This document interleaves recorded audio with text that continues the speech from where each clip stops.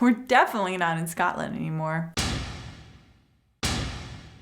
Hi everyone, I'm Sandrine. Welcome to a new Outlander review. This week's episode was called Not in Scotland Anymore. Let's talk about it. First, some quick thoughts. This is definitely one of the funniest, if not the funniest, episode of Outlander. I laughed out loud quite a few times. Did not expect that. So Claire has met a new possible ally in Maître Raymond, or Master Raymond. And I remember Katrina Balfe mentioning him back at Comic-Con during interviews. She said that he would be similar to what Gillis was for Claire, so expect to see these two a lot more. Jamie and Myrta fighting in the garden while everyone is like, what's happening? What is going on?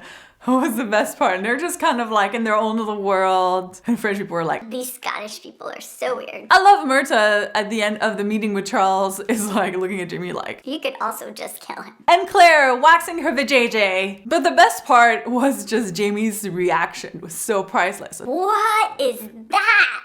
Moving on to Blackjack, who technically is not in this episode, but Jamie is still haunted by him and the memory of him. Claire and we learned that he's still alive. I mean, we knew he was still alive, right? I mean, of course. He's like a cockroach. He won't die. And even more interesting, we met his brother, Alexander Rendell, who so far seems okay as a person, but he works for the Duke of Sandringham, who we're not too excited to see again. But at this point, they're in a Mexican standoff. On the one hand, the Duke could tell Blackjack where to find Jamie. On the other hand, Claire could tell the British that he's helping the Jacobites rebellion. So, you know.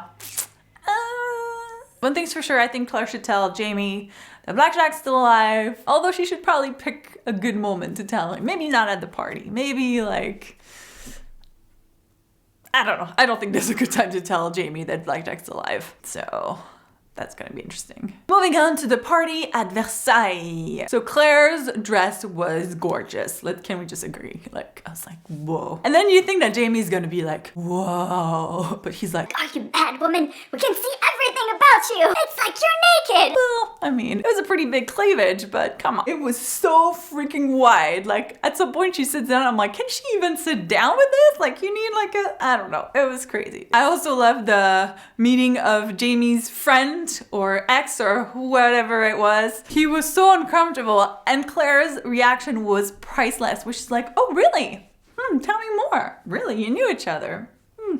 She gave those perfect expression and made Jamie so uncomfortable. I loved it. It was so perfect. Poor Jamie stuck between two women. And then Jamie throwing the Minister of Finance in the water after he's like, obviously has a foot fetish or something. I don't know. And his wig being like all messed up when the king came. It was like, so funny. And speaking of the king, oh my God, that scene when he's trying to go to the bathroom. First of all, why would you want an audience? I mean, can you even respect him after seeing him poo? I don't know. It's just like funniest scene probably. Hopefully Jamie's tip will help his bowel movements a little better. Never thought I would see a king try to take a shit in Outlander. And that was made even better with the woman who was with the king with the dress showing off her breasts. And then I love that Myrta is like, ooh. And Jamie is like, no. And he's like, Man.